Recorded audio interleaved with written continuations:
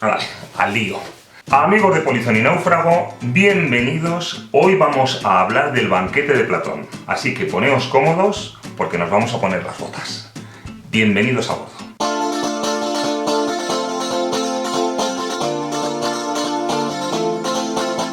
Decía el filósofo Whitehead que la historia entera de la tradición filosófica europea, y quien dice europea dice occidental, no es sino una serie de notas a pie de página de la obra de Platón.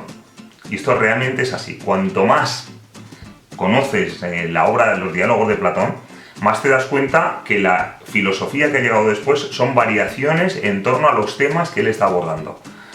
Y realmente muchas veces comparten incluso enfoques, cosas que se presentan como muy novedosas, están escritas y dichas hace más de 2400 años. Hoy vamos a acercarnos, como he dicho al principio, a una de ellas, que es el banquete. El banquete está considerada como la obra maestra de Platón y una de las grandes cumbres de la literatura universal. Pertenece al que se llama periodo medio o maduro en la obra de Platón, que es cuando ya no es simplemente una evocación del maestro de Sócrates, sino que ya se adentra en la ontología, en la consistencia en que consisten ciertas cuestiones de fondo como el Estado, la educación, el amor, que es el objeto precisamente del banquete. Porque el banquete gira en torno a qué es el amor. En dicho banquete, que por algo se titula el banquete, el simposio lo titulan en otros sitios, cogiendo el término griego, en dicho banquete toman la palabra 7 personas, aunque como explicaré Sócrates se hace eco de lo que le ha dicho otra persona. ¿Quiénes intervienen en el banquete? Fedro, que tiene un diálogo que escribió Platón también con su nombre, Fedro, que es un joven filósofo que es amante de otro de los presentes, que ahora digo quién es. En segundo lugar, Pausanias, otro filósofo, maduro, que es amante de otro que ahora os diré. En tercer lugar, Erixímaco, que es un médico que es amante del primero, de Fedro. Son amantes, bueno, más maduro. En cuarto lugar, Aristófanes, que es un comediógrafo, es la cumbre de la comedia griega, que por cierto hace sátira de Sócrates en las nubes, luego lo menciono, si me acuerdo. Agatón, que es el anfitrión, que es un poeta que tendrá en esos momentos unos 30 años, muy bello, muy amanerado, y que es amante de Pausanias, el joven amante de Pausanias, de clase social muy alta, Agatón. Bueno, todos ellos lo son. Sócrates, nuestro Sócrates, y Alcibíades. Alcibíades, que como se verá, está enamorado de Sócrates, y hay una relación ahí un poco turbulenta. En definitiva, habéis comprobado que hay emparejamientos, salvo Aristófanes, hay emparejamientos más o menos entre los 7, es decir, que en esa fiesta se te cae al suelo el jabón y mejor no recogerlo. La acción comienza en torno al año 400, aunque no lo fecha, pero más o menos se han calculado los expertos que puede ser en torno al año 400 a.C. Platón tiene unos 11 años, Sócrates tiene unos 50 y Glaucón, un hermano posiblemente de Platón, mayor, consigue dar alcance a un señor que se llama Apolodoro, que se dirige hacia Atenas. Entonces Glaucón le interroga y dice: oye, sé que tienes noticia de un banquete que se celebró para conmemorar, para celebrar el triunfo de Agatón, que en aquel año que ganó, en concreto ganó 16 años atrás, en el 416 a.C., entonces cuéntame.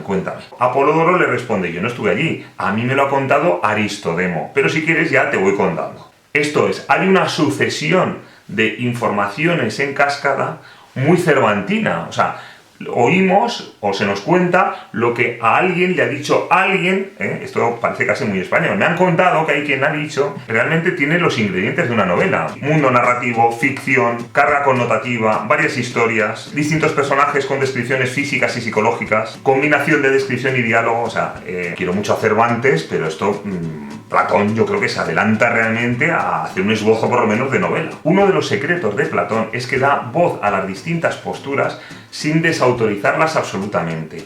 Siempre hace prevalecer la voz de Sócrates, pero da constancia de lo que los demás están diciendo y de sus argumentos. Por eso es, en parte, esto que dice que lo que ha llegado después son notas a pie de página en la obra de Platón. Porque las distintas posturas que se han ido dando en la historia de la filosofía están recogidas en todas esas voces. Hay que decir que este diálogo no es al uso de otros platónicos que son preguntas y respuestas continuamente, un interrogatorio que normalmente hace Sócrates para buscar las contradicciones de sus interlocutores, sino que en este caso son distintos discursos que se van contraponiendo, contestando unos a otros, pero en los cuales puede haber una exposición más amplia. Agatón ha vencido en la competición poética que se ha dado con motivo de las fiestas leneas, que son en honor a dios Dioniso. Y el mismo día de su triunfo, pues ha habido una gran fiesta y Sócrates no ha acudido porque no le ha apetecido tanto barullo. Pero al día siguiente que Agatón, con un círculo de amigos amplio pero más restringido, lo celebra en su casa, esta vez sí que Sócrates decide acudir. De camino se encuentra con Aristodemo, que le pregunta dónde vas y tal, y le explica a Sócrates y dice, acompáñame. Y Aristodemo, bueno, como los conoce a todos, porque nos estamos moviendo dentro de las élites atenienses y se conocen todos, pues dice, venga, voy contigo, y le acompaña. Antes de entrar, Sócrates se queda como en éxtasis, y no entra porque es una suerte de trance que se repite en distintos momentos en la vida de Sócrates y en el cual hace una especie de introspección, de análisis, de reflexión, se supone. Bueno, entonces ya su acompañante, Aristodemo, sí que entra, se saludan y tal, y mandan a llamar varias veces a Sócrates, pero no entra, sigue aún en su trance. Bueno, empiezan a comer, a cenar realmente, y en mitad de la cena ya entra Sócrates. Una vez que se han despachado a gusto, deciden que por qué no tratan algún tema para debatir, para hablar, bueno. Entonces sale a colación la cuestión del amor, de Eros, el dios Eros. Si es un dios o no, se va a debatir también en este banquete, en esta cena.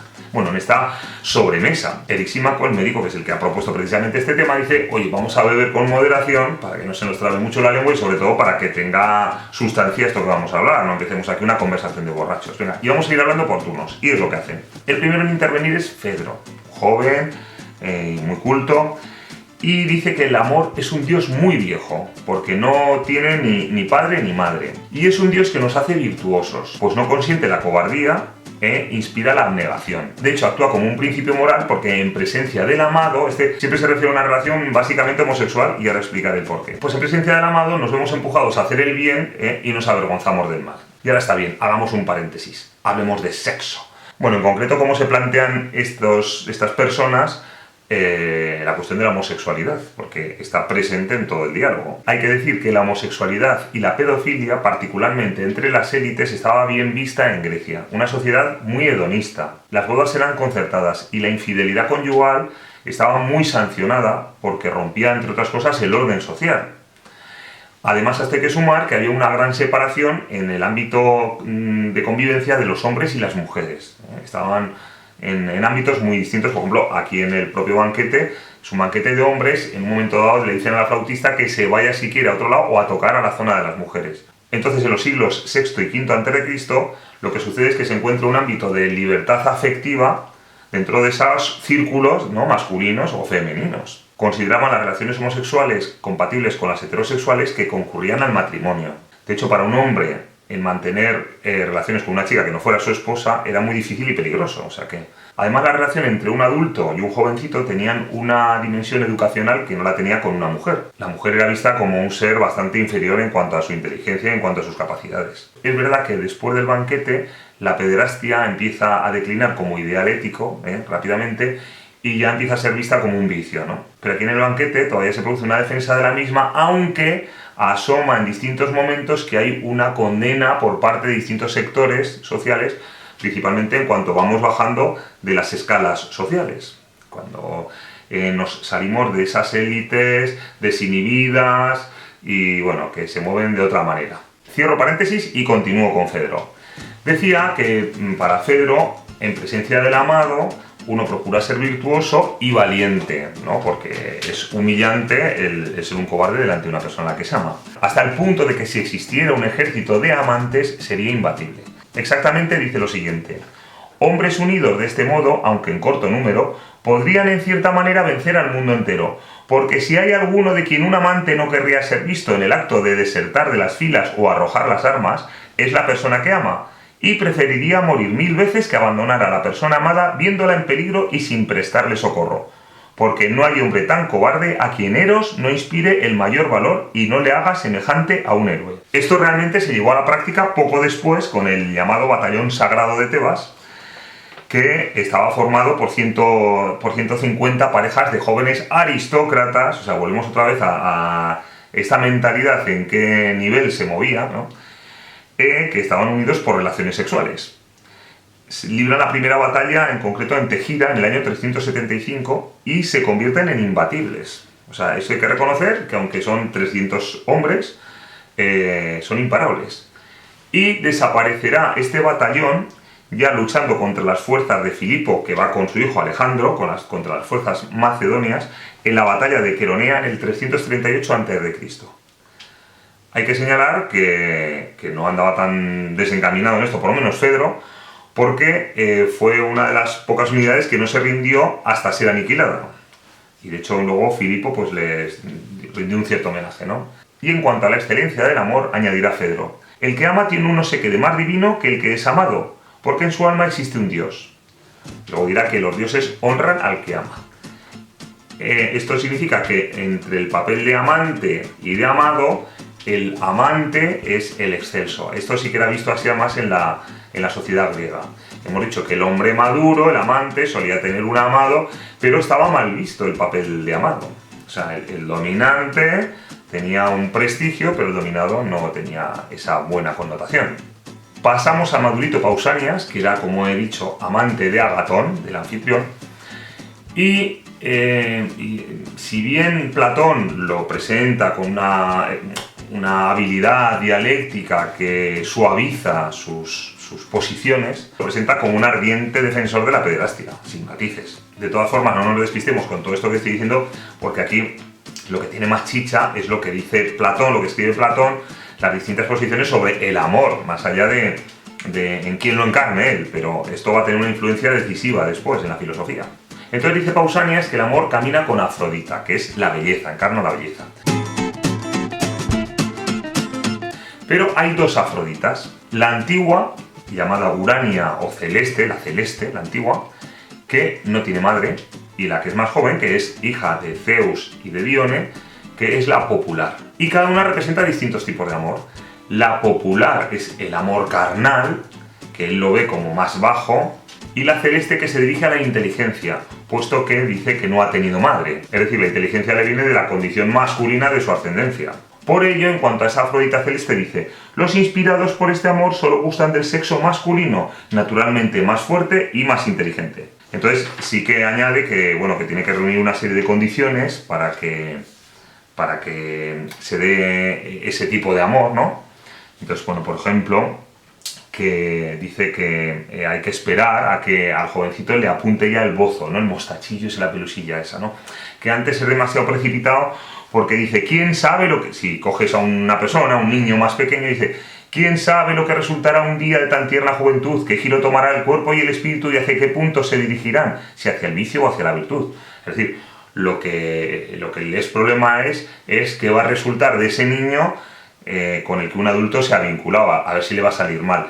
No es el problema el salvaguardar, digamos, la virtud del niño, sino el que le te salga rana.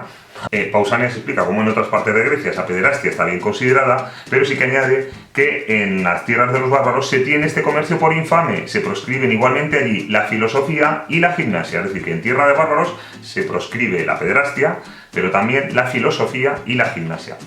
Bueno, esto de la gimnasia puede sonar un poco raro, ¿no? Dice, ¿qué pasa? Que no quieren que entrene, porque la filosofía aún dice, bueno, cuestiona las cosas, puede cuestionar los pilares del orden establecido. Entonces la filosofía, bueno, pues que los bárbaros la prohíban, se entiende. Pero la gimnasia, bueno, la gimnasia, a ver, la palabra gimnasia, que es un entrenamiento efectivamente, pero viene del griego gimnos, que es desnudo, porque los griegos la practicaban desnudo. Entonces, en los gimnasios que ahí van los hombres, pues eran frecuentes las relaciones homosexuales.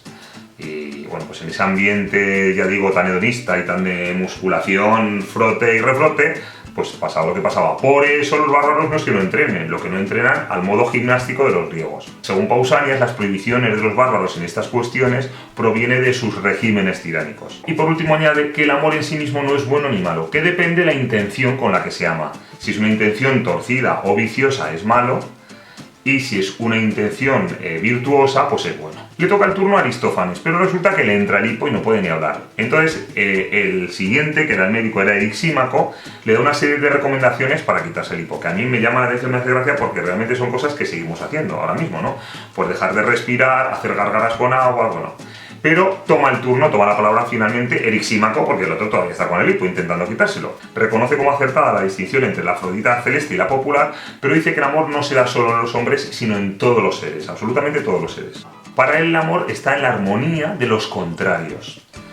Y de hecho esto tiene reminiscencias de Heráclito, que el propio Erixímaco reconoce, porque en un momento dado dice que quizá Heráclito apuntaba a lo que dice, si bien no supo explicarlo.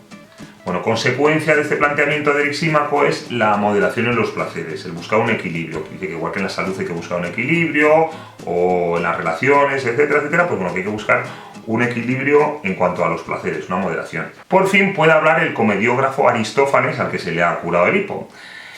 Y este es el autor, entre otras grandes obras, de Las nubes, en las que se satiriza a Sócrates, y esta obra ya se había representado años atrás. Entonces, como es muy irónico y muy bromista y tal, le advierte Erixímaco la siguiente, dice: fíjate bien en lo que vas a decir, Aristófanes, y habla como si tuvieras que dar cuenta de cada una de tus palabras. Luego volveré sobre ello o insistiré, porque vuelve a aparecer, pero realmente la filosofía consiste en dar cuenta y razón. No basta con hacer una afirmación puede ser muy verdadera, pero si no se da cuenta de ella, realmente no es filosófica. O sea, una filosofía tiene que dar razón, tiene que sostener con una serie de argumentos lo que afirma. Bueno, y aquí sale la famosa media naranja. ¿Sabéis cuando dice un enamorado, he encontrado a mi media naranja? Todo esto es obra del Aristófanes del banquete de Platón. ¿Por qué? Porque cuenta como un mito, ¿no?, que se inventa un mito ahí, que es que antiguamente los hombres eran esféricos. Pero en esa esfericidad había tres clases de hombres. Unos que eran absolutamente masculinos, o sea, como constituidos, digamos, de dos partes masculinas, otros absolutamente femeninos y otros andróginos. Es decir, hombre y mujer. Estos hombres trataron de alcanzar el cielo, igual que la Torre de Babel, pues trataron de acceder al cielo, y Zeus, para castigarlos, lo que hizo fue dividirlos por la mitad. Ya tenemos la media naranja, el naranjito y la naranjita. Esas mitades aspiran a volver a su unidad primigenia. Por ello hay hombres que tienden hacia los hombres, que son los que eran una unidad masculina, netamente masculina, mujeres que tienden hacia las mujeres, y hombres que tienden hacia las mujeres. Aristófanes, que por cierto es el único que no está emparejado allí, ve como bastante inferior la unidad heterosexual entre hombre y mujer. Porque para él realmente el amor se expresa en la unidad de lo semejante. Igual que Erixímaco había dicho que la unidad de los opuestos, en la armonía de los opuestos, para Aristófanes es en la unidad de lo igual. Entonces, por encima de las relaciones heterosexuales está la relación lésbica, porque las mujeres son de segunda división, y por encima de todas ellas, y como fuerza realmente auténtica, es la relación homosexual. De hecho, lo califica como de más varonil. Pero es significativo esto que dice con respecto a los que establecen relaciones homosexuales, porque dice: sin razón se les echa en cara que viven sin pudor, porque no les falta de este lo que les hace obrar así, sino que dotados de un alma fuerte, valor varonil y carácter viril, buscan a sus semejantes. Y la prueba es que con el tiempo son más aptos que los demás para servir al Estado. Hechos hombres, a su vez, aman a los jóvenes, y si se casan y tienen familia no es porque la naturaleza los incline a ellos, sino porque la ley los obliga. Aquí Aristófanes desliza que hay una parte de la sociedad que les echa en cara que viven sin pudor. Y también que son estos, los que mantienen relaciones homosexuales, más aptos que los demás para servir al Estado. Volvemos una vez a apuntar en la estratificación de la sociedad ateniense y en cómo estos fenómenos de liberalidad sexual, vamos a llamar, se produce principalmente entre las élites, que son los que se encargan de servir al Estado, de los asuntos principales del Estado. Y he dicho que Erixímaco entiende que el amor es entre los contrarios, Aristófanes entre los iguales, pero en cualquier caso los dos señalan que es una tendencia a la unidad. Por cierto, ya que hablamos de Aristófanes, una de sus comedias más populares es Lisístrata. En la misma, muy divertida, la verdad, hasta nuestros días hay elementos que son graciosos que no os voy a contar ahora, me apetece, pero no lo puedo contar porque se me va el tiempo, ya se me ha ido esto de madre hace rato. Bueno, entonces en esa obra básicamente es que están en guerra Esparta y Atenas, que era verdad cuando se representa, y las mujeres están hartas y, lideradas por una mujer que se llama Lisístrata, las atenienses se encierran en la Acrópolis en una huelga de relaciones sexuales. Esta huelga se va extendiendo por el resto de la Hélade, por el resto de Grecia, y llega un momento en que los hombres no aguantan más. Bueno, algunas mujeres también piden una tregua, Lisístrata consigue que no haya negociaciones, digamos, hasta que llegue la paz. Bueno, entonces, finalmente, los atenienses y los espartanos tienen que llegar a un acuerdo de paz, porque si no, no pueden estar con sus mujeres. Vemos aquí que estas comedias de índole popular, como Lisístrata, sí que reconocen que el motor de la sociedad no está hablando de relaciones homosexuales, porque ahí las pueden tener, sin necesidad de tener a las mujeres se encierran con las mujeres y los hombres con los hombres. Sino que el motor de la sociedad general, de la demos, cuando es una obra de tipo popular, una comedia para el pueblo, para el gran público, sigue siendo una relación heterosexual. A mí por lo menos me parece significativo. Continuamos. Llegamos al bello Agatón, anfitrión, amante de Pausanias. Que, por cierto, ya que estamos con Aristófanes, que había metido caña a Sócrates, también a Agatón le mete al pobre hombre en una obra que se llama Las Temoriantes, se mete con su aspecto afeminado y tal. Bueno, este era un aristócrata de la alta clase ateniense, ¿no? Como he dicho ya, que amante de Pausanias, y para él el amor es el más dichoso de los dioses porque es el más joven y escapa siempre a la vejez. Antes había dicho que era el más anciano y ahora este dice que no, que el más joven. Y fija su morada en los corazones de los dioses y de los hombres delicados, huyendo de los corazones duros. Hay una cita también, bueno, dice que triunfa por encima de las pasiones y de los placeres y que ha triunfado incluso por encima del dios Ares, el dios de la guerra, porque le ha vencido. Entonces dice que todos los seres vivos son obra de Eros, obras del amor. Y que toda obra fecunda de las artes también procede del amor. Entonces dice que él es el que aproxima a los hombres y les impide ser extraños los unos a los otros. Principio es principio y lazo de toda sociedad. Es decir, que la concordia, digamos, que es hija también del amor. Le toca el turno al gran Sócrates y voy a leer un parrafito que hace en su introducción que me parece muy importante. Dice: hasta aquí he estado en la inocente creencia de que en un elogio solo deben entrar cosas verdaderas, que esto era lo esencial, y que después solo restaba escoger entre estas cosas las más bellas y disponerlas de la manera más conveniente. Pero ahora resulta que este método no vale nada, que es preciso atribuir las mayores perfecciones al objeto que se ha intentado alabar, pertenezcanle o no, no siendo de importancia su verdad o su falsedad, como si al parecer hubiéramos convenido en figurar que cada uno de nosotros hacía el elogio de Eros y en realidad no hacerlo. Y algo después, refiriéndose a su compromiso de alabar a Eros, añade: mi lengua y no mi corazón es la que ha contraído este compromiso. Permitidle romperlo porque no me considero en posición de poder hacer un elogio de este género. Pero si lo queréis, hablaré a mi manera, proponiéndome decir solo cosas verdaderas, sin aspirar a la ridícula pretensión de rivalizar con vosotros en elocuencia. Bueno, en la República que escribirá por estos años, Platón, hará una cosa que será expulsar a los poetas de la ciudad, entre sus propuestas, que ha causado mucho debate y mucha polémica. ¿Por qué expulsa a los poetas y por qué aquí dice Sócrates que él no va a adornar la verdad hasta convertirla en mentira? Pues precisamente porque la poesía apela a la emotividad. Pero una emotividad que da la espalda a la verdad, que es lo que le importa a Sócrates, y que lo que se queda es en la pura apariencia. Esto lo tenemos en la propaganda, en la publicidad, en las películas. La causa más miserable, con una música adecuada, un fundido de imágenes y adornándolo mucho, puede parecer bella y atractiva.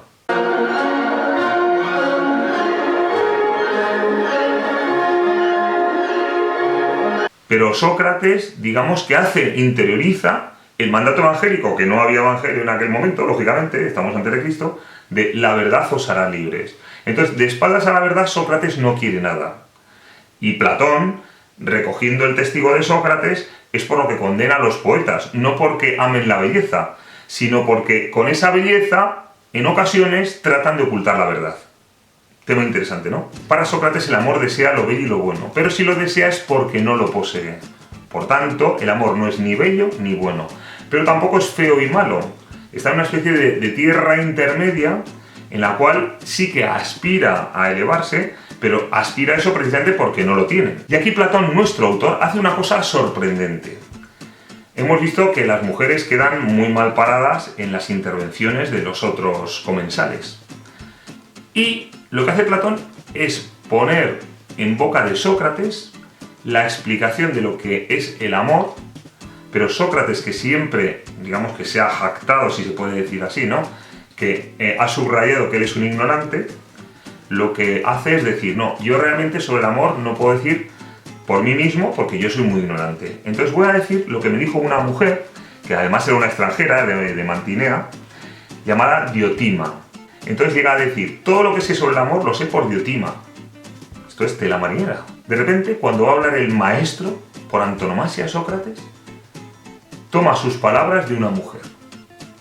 Me parece realmente formidable por parte de Platón, me parece muy brillante Platón. Dice que el amor es un ser intermedio entre un mortal y un dios. De hecho es un tipo de demonio, cuya función es literalmente ser intérprete y medianero entre los dioses y los hombres. Cuando habla de demonio no se refiere a una criatura satánica, realmente lo equipararíamos hoy en día más bien a un ángel. Bueno, un demonio es un ángel malvado, bueno, pero aquí no es un ángel malvado, aquí es un ángel bondadoso, o que aspira a la bondad y aspira a la belleza.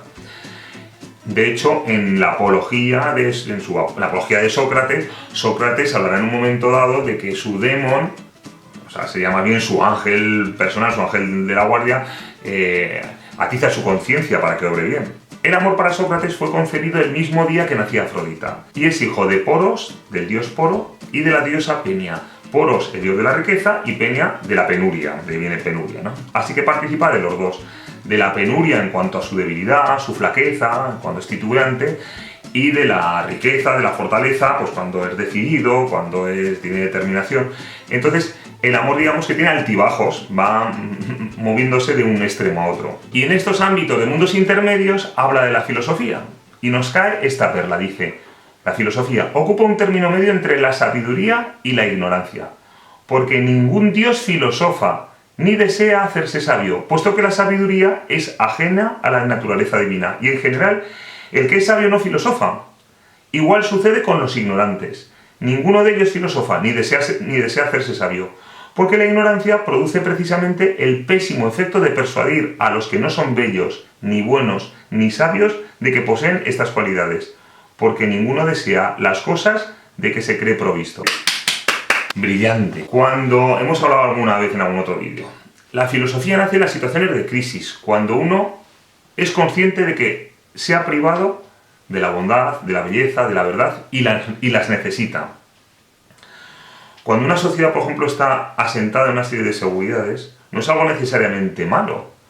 Puede tener una sabiduría, digamos, suficiente para sus proyectos sociales y no necesita una filosofía. Está bien asentada. Pero cuando esas referencias son las que caen, es cuando es necesaria una filosofía. Nuevamente aparece la distinción entre el que ama y el que es amado. Y dice que el amor realmente está en el que ama, y que el amado es su objeto. A mí me parece una distinción fenomenológica. Podéis ver el vídeo sobre Husserl. La noesis y el noema. Una cosa es el acto intencional de pensar, el acto intencional de amar, es decir, el que ama, el que piensa, y otra cosa es la cosa pensada, la cosa amada, el objeto, el noema.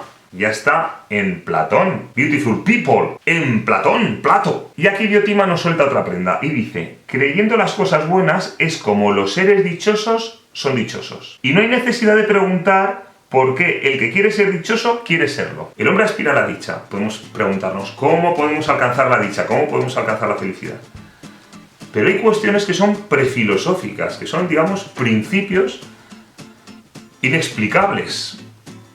Son puntos de apoyo que no tienen otro sostén que a sí mismos. Por ejemplo, el deseo de dicha, que es lo que habla Diotima aquí. Decía Arquímedes: darle un punto de apoyo y mover el mundo. Sin punto de apoyo no hay movimiento, sin punto de apoyo no hay la posibilidad de pensamiento.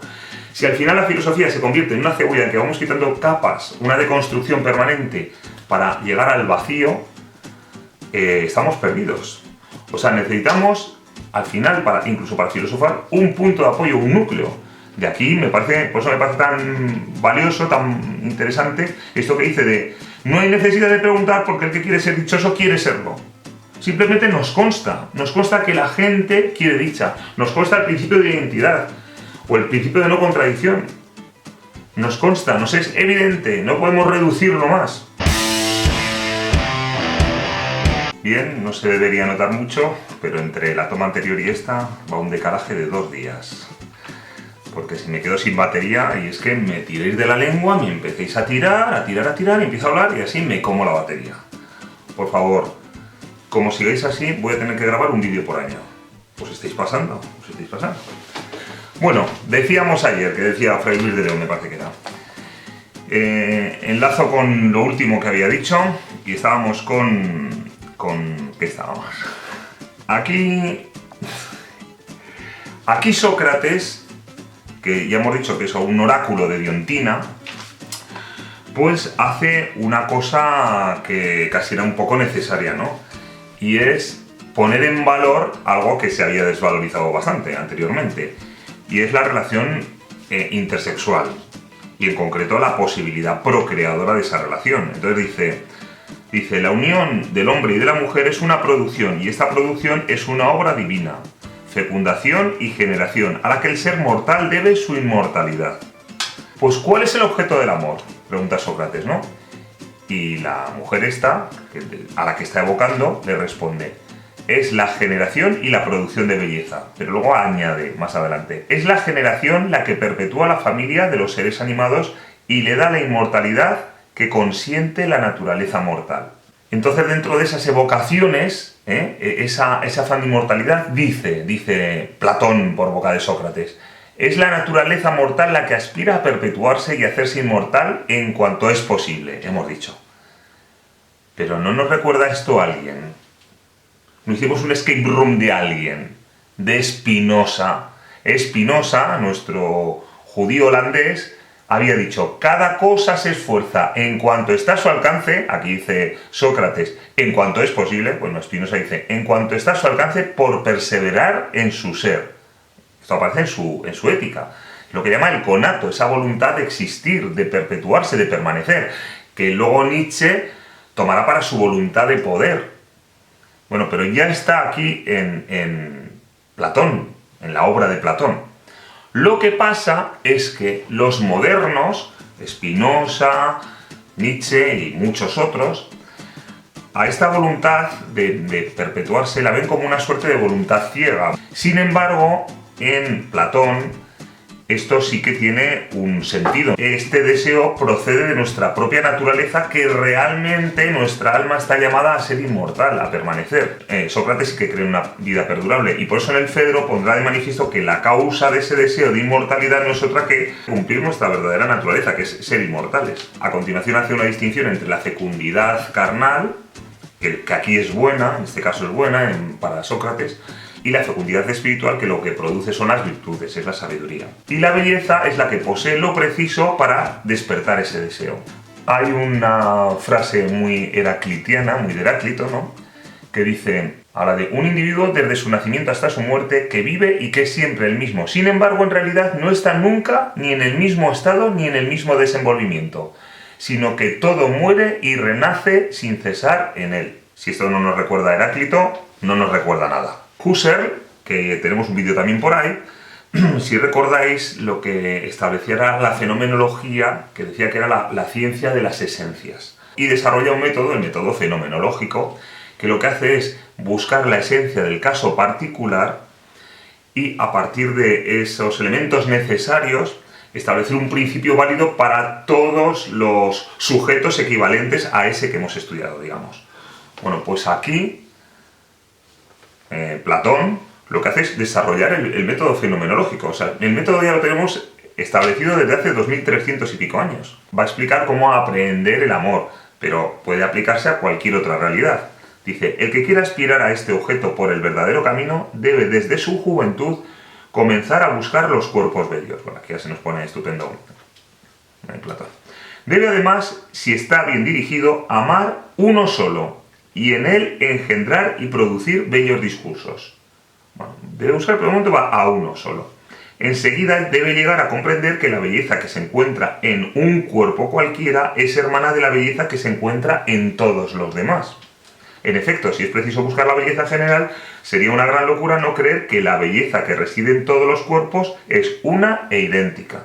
Ya estamos en las esencias. Hasta que solo perciba una ciencia, la de lo bello. Es decir, la belleza eterna, increada e imperecedera, exenta de aumento o disminución.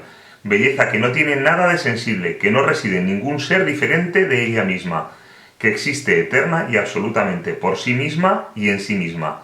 De ella participan todas las demás bellezas. Bueno, llegados aquí no es de extrañar que San Agustín y otros pensadores cristianos bebieran de las fuentes de Platón. Más modernamente hemos hablado de la fenomenología. Edith Stein, discípula de Husserl también, ¿no? Benedicta de la Cruz, de Teresa Benedicta de la Cruz. Acabada la exposición de Sócrates, que es el que ha hablado, va a intervenir Aristófanes. Pero si hay un bullicio y entra una algarabía de jóvenes, borrachos, que están liderados por Alcibíades. Y aquí se pone la cosa cachonda. Alcibíades, que tiene unos 34 años, está en la cima de la popularidad, es un hombre apuesto, pero a la vez es muy disoluto. De hecho, estaba llamado a ser el nuevo Pericles, el nuevo líder de Atenas. Pero algo que apuntaré va a cambiar todo esto. El caso es que le dicen que se puede quedar sin moderar el consumo de alcohol porque todos los demás lo están haciendo. Y al único que le consienten que beba lo que le dé la gana es a Sócrates, porque parece ser que tenía unas aguantaderas impresionantes.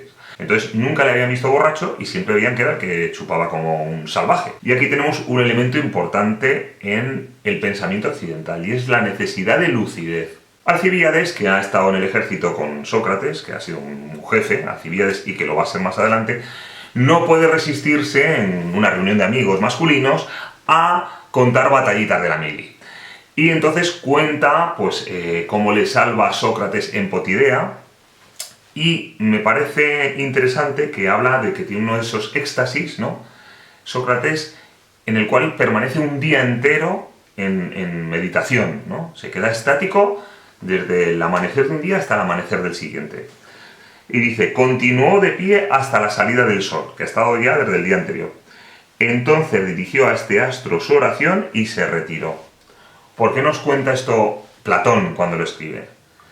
Porque cuando acusen, en la apología aparece, cuando acusen a Sócrates, lo acusan de impiedad y de seguir, digamos, la estela de Anaxágoras, que Anaxágoras había tenido que huir de Atenas para que no le mataran porque decía que el sol no era un dios, que lo identificaban con Apolo, sino un conjunto de piedras de hierros incandescentes. Entonces una de las acusaciones que vierten contra Sócrates es el moverse en ese materialismo, ¿no? Y aquí Platón lo que subraya es que reza al sol. Luego hay una suerte de cruce de reproches sobre si Alcibíades tiene celos de Sócrates, es celoso, o si es Sócrates el que tiene celos de Alcibíades. Entonces, queda en la duda. Más bien parece, tal y como lo presenta Platón, que es Alcibíades el celoso. En todo caso, manifiesta siempre su amor por Sócrates, ¿no? Su amor carnal, no simplemente ideal, también por su sabiduría y su admiración, y el sufrimiento por el ascetismo, ¿no? Y el rechazo en lo físico que tiene Sócrates hacia él. Alcibíades cuenta las distintas ocasiones en que ha intentado rozarse con el maestro y a ver si lo calienta. Bueno, y entonces el maestro permanece muy zen. Entonces dice Alcibíades, por una parte me consideraba despreciado, por otra admiraba su carácter, su templanza, su fuerza de alma y me parecía imposible encontrar un hombre igual a él en sabiduría y en dominarse a sí mismo. Suelta Alcibíades una frase que decimos hoy todavía, ¿no? Que los niños y los borrachos dicen siempre la verdad. Y él dice, como yo estoy borracho, voy a decir la verdad. Entonces cuenta Alcibíades cómo, cuando se dirige al Sócrates, le pone frente a frente con su falta de virtud.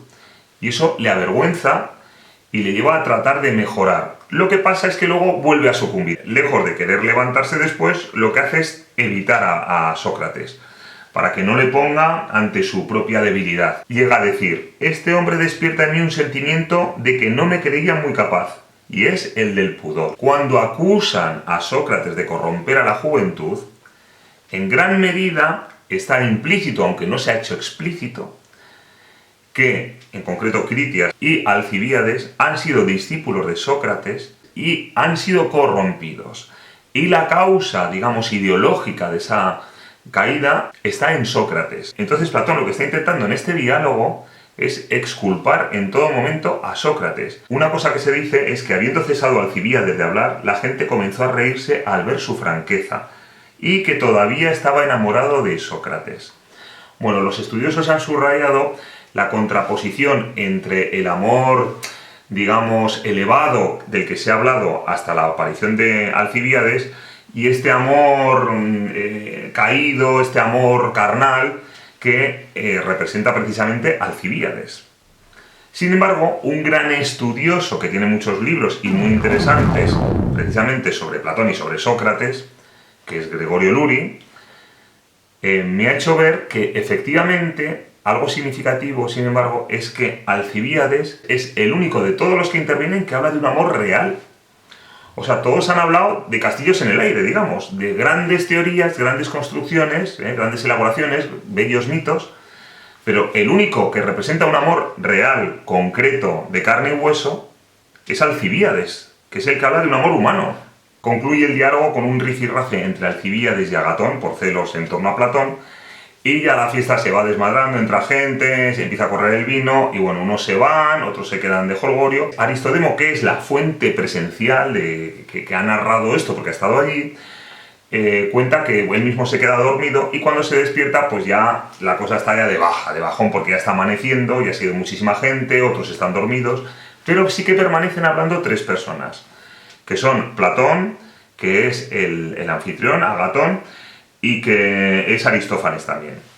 Entonces no oye muy bien lo que hablan, pero sí que deja un pequeño testimonio del último que le ayuda a Sócrates. Entonces dice que lo único que capta de Sócrates es que había precisado a sus interlocutores a reconocer que el mismo hombre debe ser poeta trágico y poeta cómico, y que cuando se sabe tratar la tragedia según las reglas del arte, se debe saber igualmente tratar la comedia. Precisamente sobre el autor de la tragedia y la comedia y sobre la tragicomedia y las reglas de la misma escribirá 2 milenios y pico después una persona, un español llamado José Ortega y Gasset, en una obra, en su primera obra, Meditaciones del Quijote, primera edición. Ya algunos de los que seguís los vídeos habéis visto que tengo esta edición porque le di la bienvenida. Pues en las Meditaciones del Quijote, que debe mucho al banquete de Platón, de hecho hay incluso una pequeña cita.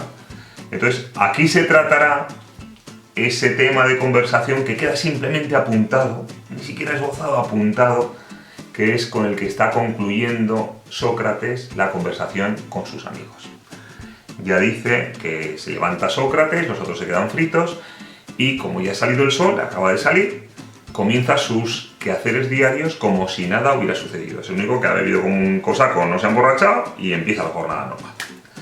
¿Ha acabado aquí? No, porque me interesa profundizar un poco, simplemente por señalar el camino para el que quiera indagar más en un factor importante en este diálogo de Platón. Como es lógico, lo que nos interesa filosóficamente es lo que se circunscribe al amor, a la reflexión sobre el amor, sobre para qué estamos aquí, etc. Pero hay elementos de contextualización histórica que nos pueden ayudar a entender algunas cosas que no está de más saber. En concreto, la presencia de Alcibíades, de todos estos personajes, en un banquete que todos los estudios apuntan a que con toda probabilidad no se produjo. Es un recurso literario que emplea Platón, que reúne a estos personajes, aprovechando un suceso real, el premio que ha recibido Agatón. ¿Por qué, más allá de hablar sobre el amor, por qué reúne a estos personajes? ¿Por qué aparece de esta manera Alcibíades? Bueno, ya lo he apuntado en distintas ocasiones, pero voy a concretar un poco más. Antes de un año, Atenas está a punto de emprender una expedición a Sicilia para ayudar a una polis, en concreto a Segesta, que tiene problemas militares, sabiendo que esto puede poner en jaque la paz que ha firmado Nicias unos años antes. El impulsor de esta empresa fundamentalmente es Alcibíades. Pero una noche, en una sola noche, se va a cambiar el destino entero de Atenas, de Grecia y por tanto de la humanidad. En una sola noche que va a ser antes de un año de este diálogo, como estoy apuntando.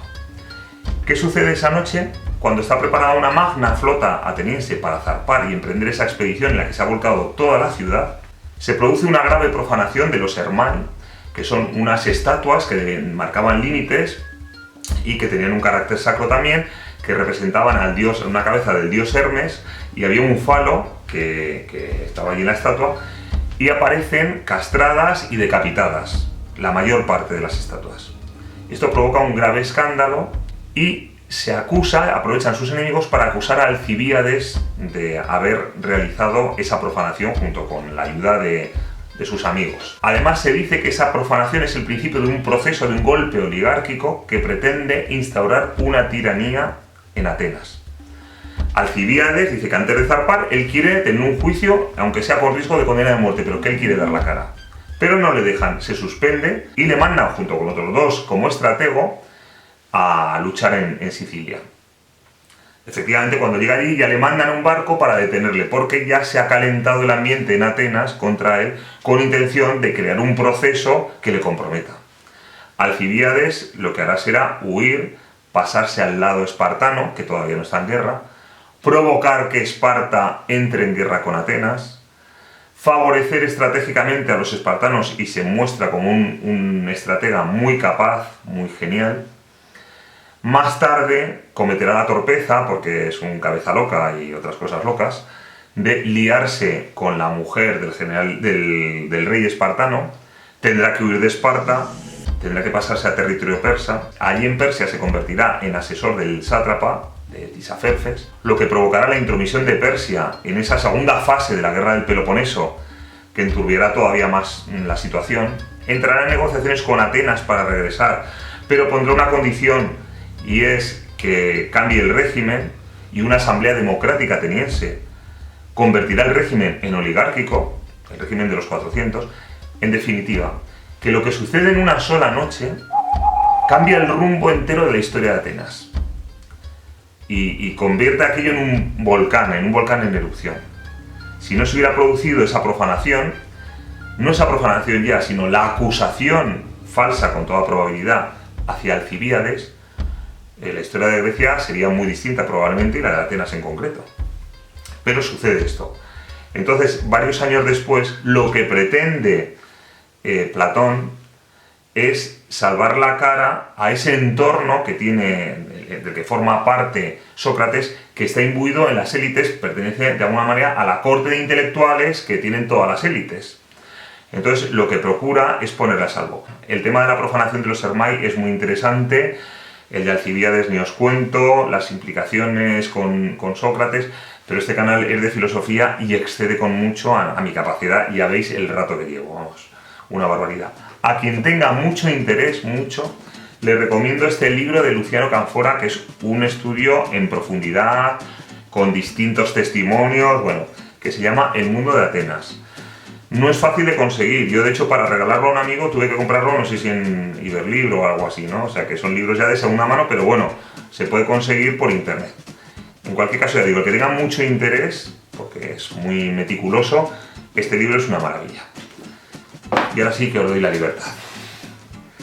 Que disfrutéis de la vida, que leáis el banquete de Platón y todos los libros de Platón que podáis, y nos vemos en la próxima, que como sean tan extensas, pues puede ser en el año 2138. Hasta otra, polizones. Es que prefiero beber vino